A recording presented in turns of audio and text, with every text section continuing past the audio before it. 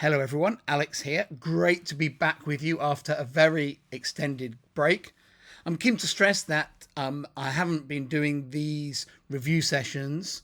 That has nothing to do with the fact that we've launched the underwater photography show, which I know many of you are watching here on YouTube. It's actually very much because of everything else that's been going on in my life. And the first part of the year is always dominated for me by the Underwater Photographer of the Year competition. And that just sucks up all my time. And I've honestly not processed any pictures this year apart from these 30, most of which I've processed in the last couple of days. A few others I've had to process along the way because I've processed them for an article or for a use from a particular client or customer. So that's why I've not been up here for a while. But it's great to be back, and hopefully I'll be much more regular posting these review videos up on here. So starting off, this is a fairly average manta shot taken with the D850, the 28 to 70mm lens and the WACP1, shot in Socorro back in 2022. And I was writing an article on mantas, and I processed this picture out just to have something different to put in rather than reusing some of my classic shots. But in the end, I actually didn't submit this to the magazine because I didn't think it was really strong enough as a shot. It's a fine oceanic manta shot, but it's not a special shot by any means. But once I processed it out, it might as well go into my stock collection, even though it's not amazing. Then there's a couple of pictures now, 3 pictures from Anilao. The first is taken with the Sony 50mm lens, and this particular one I was using the 50mm behind a curved port rather than a flat port. And Nauticam make a port that they call the 4-inch port, which is not designed for the 50mm macro lens, but it actually works brilliantly with it. And what it does is it makes the lens slightly wider, but also gives really, really good image quality right to the corners of the frame. And that helps the image quality, helps the picture work well. This is a picture of a Rhinopeus, and in this case here, the Rhinopeus is just backlit a bit. It wasn't a very well positioned Rhinopeus, and it wasn't a particularly attractive individual.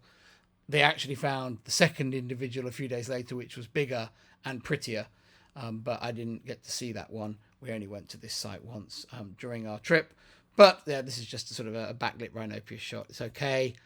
Any Rhinopeus shot's always a bit special in your portfolio, so I've kept it for that reason, really. This is a picture I processed for the FCP article that I wrote for Underwater Photography magazine, and it's just showing the sort of the macro or the sort of the close-up capabilities of an FCP. So this is an uncropped FCP shot taken of a pair of anemone fish that most people are pretty familiar with the size of clownfish, and that they're relatively small anemone fish, but I was able to shoot them this big in the frame with the FCP using the Sony 2860, but in this case it's 60mm. And it's nice and sharp in the details. Just let it load up there.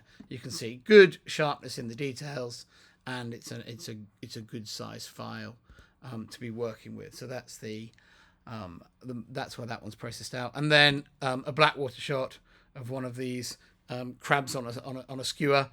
It's a crab larvae, and they have these very, very long spines, particularly the rostral spine coming off the front, and another spine out the back. And they're funny little creatures because they look like someone's impaled them on a skewer, but actually that's all their body. They're kind of the wrong shape for a photo, but they are an interesting creature, so that's why I wanted to process that one out. Now we're moving to Papua New Guinea, and these are just 2 shots of Euplexura sea fans from there. I processed these out because I think this is the same sea fan species that is in my well-known photo from the Wildlife Photographer of the Year with the gobies on the sea fan. The gobies are actually very common on this species of sea fan. But there has been some debate over what species it is. So I actually processed these pictures out to show people what it looks like in photos, because I don't think there's any debate over what this species is in this photo. The debate is over what the species is in my other. So as we try and get to the bottom of that, my feeling with the one from the Wildlife Photographer is that it's the same species as this, but it's a very old fan that's broken and regrown lots of times, which is why it looks a bit weird in terms of the actual main branches that are not as smooth as on this species, or in this photo as this species normally has. Anyway, that's an aside, but those are 2 photos of the sea fan. Another photo of an interesting creature from PNG was this black velvet ghost pipefish. I just processed that. It's not a particularly good photo at all, but it's such an interesting little creature that I wanted to process it out. So that's that one. And then a couple more from PNG. This fantastic coral garden. I've already processed quite a few pictures from this. I love this coral garden, just having such a high abundance of coral, very, very high coral cover, definitely up in the 90% plus area of living coral. And I like this particular frame because it's got a nice mix of species. You've got obviously dominated by table corals, but they come in lots of different hues, so that makes the picture visually interesting. But it's not just table coral, it's actually mixed in with a number of other species. And actually, as you zoom in, you can see Passilloporas, you can see more staghorny corals in there as well. And I like this shot because it's got a bit more diversity than some of the other shots. I probably already processed out a couple of my other favorites of this, but this one was maybe not quite as nice a shot, but it biologically perhaps more interesting, so I thought I'd add that to the collection. This hawksbill turtle with my friend Paul Rosenblum in the background is up next. This was just out diving in PNG as well. I really like turtles when they pose like this with their flippers kind of chilled out, hanging down. Looks really, really cool. This one was just hovering over my head. There's actually a photo of me taking that photo, which Teresa Guys, who was off to the side, took of me. And I think in this one I was actually holding my camera up and shooting pretty blind with this picture to get the camera right into the turtle as it swam over my head. The camera, I managed to get up and get this angle on it. Right. We're now moving to Raja Ampat, and most of the rest of these shots are taken with Nauticam's new FCP lens, and that's part of the reason why I've processed them out early. These first four all featured in the FCP review article I did in Underwater Photography magazine, and that's why they're processed out at this stage. They're not favourites from the trip. They're shots that I felt had subject matter covering, most of the frame. They had the sorts of subject matter that people might use the FCP for in them, and that's why I thought they were good pictures for the review. They're not necessarily my favourite pictures from the trip, and I've got a lot of processing to come, as you will be enjoying in future episodes. So this first one is taken at Sonderek, down on that cabbage coral patch, as it's often known, which is most famous for the ribbon sweetlips, but it does have big groups of snappers on it as well, and in this case here, a nice big group of these yellow line fusiliers came in as well. So it had a good fish action, and this was a good sort of shot because it had had content right across the frame. The same with this one as well. It's a wide angle reef shot taken at Boo Windows in Misool, with a southerly current. So you had all the fish life on that southern side of Boo Windows, and just soft corals out in the current, and a nice mass of bait fish around, giving me detail right across the frame. Again, a good picture for looking at how the lens renders content from the middle of the frame out to the edges of the frame.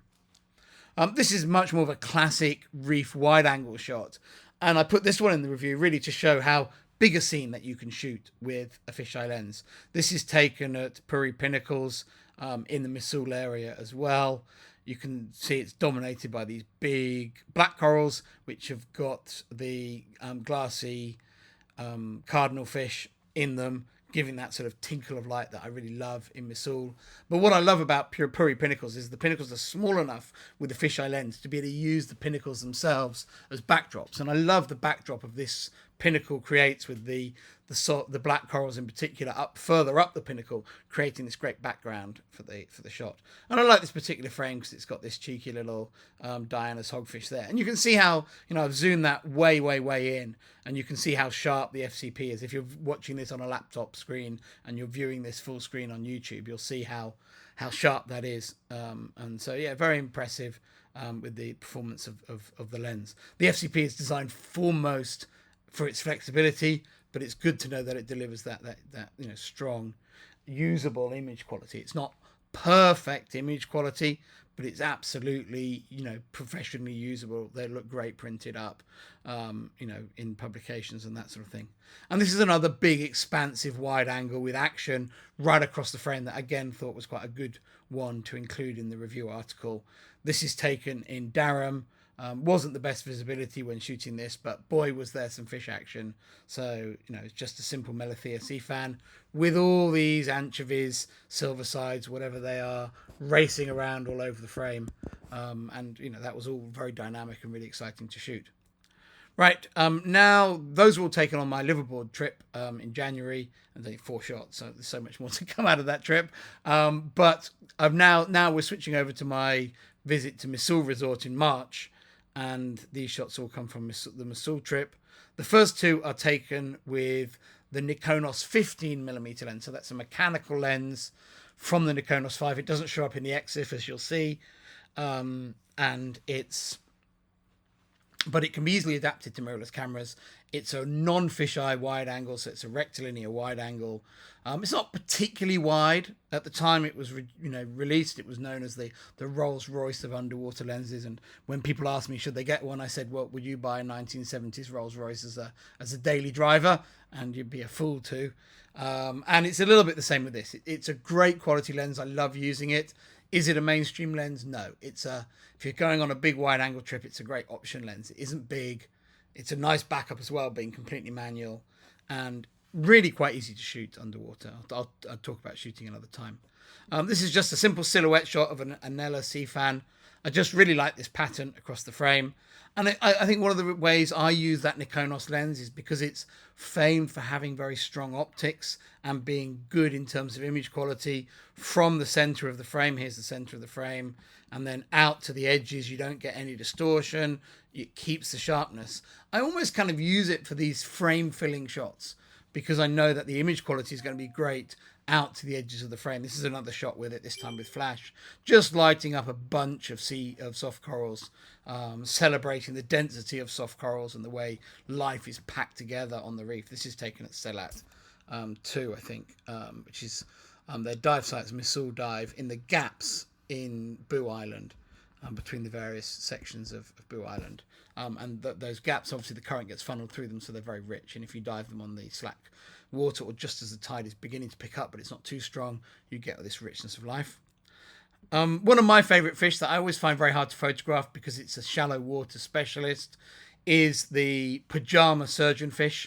In the Red Sea, the analogous species to this, I think, are those big Sohal surgeonfish, which grow much bigger and are much easier to photograph. But the pajama surgeonfish are very widespread and very common species. And if you go snorkeling a lot, you'll see them all the time, but you don't tend to see them that much diving. But I really like them, and I spent some time following these guys because they were busy fighting over their territories. And this is a territorial dispute as two of the pajama surgeonfish duke it out along the boundary of their territories. You can see this one's got his fins flared, and they're very animated in the shot. You can see if you're looking at it, it's pretty cool. I really like this shot. It's the only macro shot I've processed so far from Misool. A lot of the other shots, this is another shot taken with the Nikonos 15mm lens. This is, as many of you will recognise, part of Boo Window's dive site, and it wasn't particularly replete with nice fans at the moment. I generally, if you want to shoot the windows shots at Boo dive site, you don't want a full fisheye lens. It makes the windows for me too small, too far away. So it's ideal to use a slightly tighter lens, and in this case here I use the Nikonos 15mm lens rather than any of my other fishes. I did do other dives there with the FCP because obviously the zoom of the FCP makes it perfect for shooting the windows, but I just processed this one out. The current was whipping along and it was quite fun. The dive guides did some shots, did some modelling there by swimming through and basically getting blown back through the window. And I also, because we had a northerly current, I also went and did some modelling for the group and just put my camera down on the seabed and did some modelling. But obviously I don't have pictures of myself modelling on there. There are now quite a lot of modelling shots, which feature my friend Jamie Ann Robinson in these pictures. She wanted to have some photos of her underwater, and I'm always very happy to take pictures of people underwater. So these are all from one dive, and all taken on the house reef at Misool. And we just went in, did one quick dive, and just went from subject to subject and shot lots of setup shots to give her a wide range of photos to choose from. And I've prioritized processing these from the trip so that I can give them to her. So there's lots of shots of her. This is with the sea fan, Melothea sea fan, with these red spot cardinal fish. A portrait shot of her. I like how long hair, obviously I don't have hair myself, how hair looks underwater, and I enjoy playing with that in photos. So here's a picture of her framed in Snell's window, taken shooting straight up. And so but it creates, I think, quite an impactful portrait. This is with the sea fan, a different species of sea fan. This is actually the same Euplexaurus sea fan species that we were talking about earlier, and this one's got a spinose crinoid on it as well. I don't like having lots of these crinoids on the sea fans. They just create a black, ugly mess. But one or two of them can look really good and actually provide a focal point in the picture. And I think the crinoid balances quite well in this composition with the way she's poking into the picture. And again, I really like that she kind of got crazy hair in this shot. That's always, for me, makes a model shot, particularly if they've got long hair, much more interesting. This is an EMWL photo of a walking shark taken on a night dive. And I was having a few camera problems on this day, and that's why this is jumped out of order, because I had to reset the camera and I forgot to I didn't correctly set the time zone, so then the picture jumped out of sequence. So that's why it's popped up in the middle of this. These are more shots from that same modeling dive. This is a spin shot. Just trying some different things, some more spin shots. That's a spin shot over the reef, just getting some reef texture in, and now having no reef texture in the shots as we go through, and did a number of shots like that. I like her hair in this one. It's good because the sweep of the hair, I think, works quite well with the spin. Although she's not moving, it looks like she is. And these are all shot with the FCP. It's a great model shooting lens because you can zoom in and out, change the perspective, and it really allows you to fill the frame. I think the full fisheye is sometimes perfect for a model, but often a tighter lens is better. And the FCP was excellent for that. And the FCP, delivers for me really good sharpness, certainly on the main subjects in the picture. If I zoom in here, you can see her eyelashes and everything. I mean, you can't really, in underwater photography, ask for much more sharpness than that in your pictures. Obviously, there's some shading and ghosting over here on the eyelash just from the light and the fogginess of the mask, but that's underwater photography for you. I think the basic sharpness in this shot is excellent. So yeah, I'm very happy with the FCP. It's a very, very valuable tool for me as an underwater photographer. This is on the same dive as well. Just it got quite dark by the end of the dive, so this picture's got quite a bit of movement blur in it. It wasn't really the intention. We were actually doing the spin shots, and this turtle swam right up to us, so it gave us the chance to do this picture as well. These are some shots of a shipwreck that I took, and I just processed these out to show. To give to the photographer who was in the pictures, actually. So there's two shots of the same photographer shooting this wreck, which is nice to see. And I think finally there's a couple of manta shots. As I said, I was working on a manta article and I wanted to have some new manta shots for that. And so these are just a couple of manta shots that look like they will be quick to process out from Misool, and they're also FCP shots. I like this one here because you've got a busy reef scene with a manta in it. It's not the most elegant composition, but I like the feeling of energy in the shot. If you do manta dives in Raja Ampat, they can often be fishy and currenty and messy, and that's kind of part of the experience, and that's what I was trying to communicate in this shot here.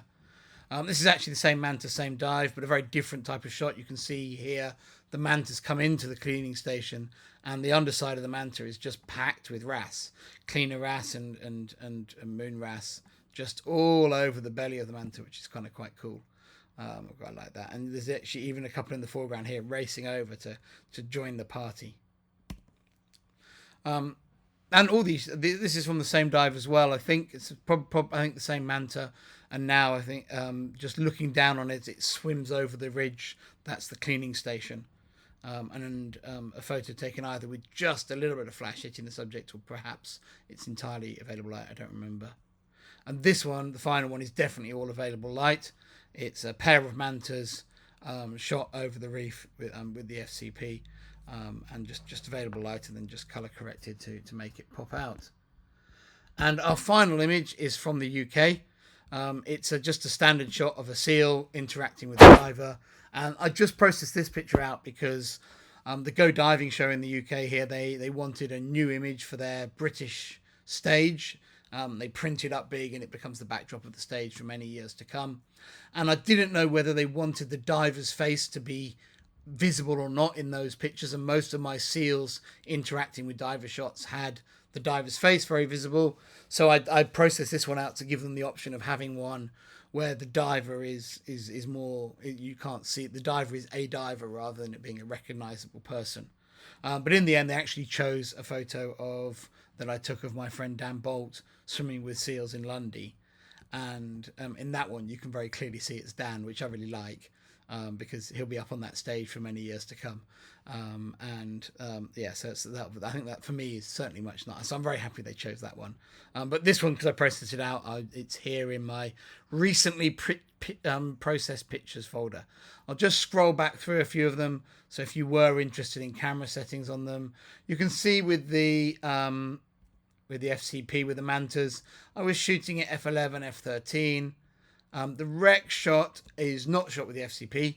The rec shot is shot with the Nikonos 13mm lens that I've adapted to the Sony, and that's an autofocus Nikonos RS lens rather than the 15mm rectilinear mechanical lens I was talking about earlier in this episode.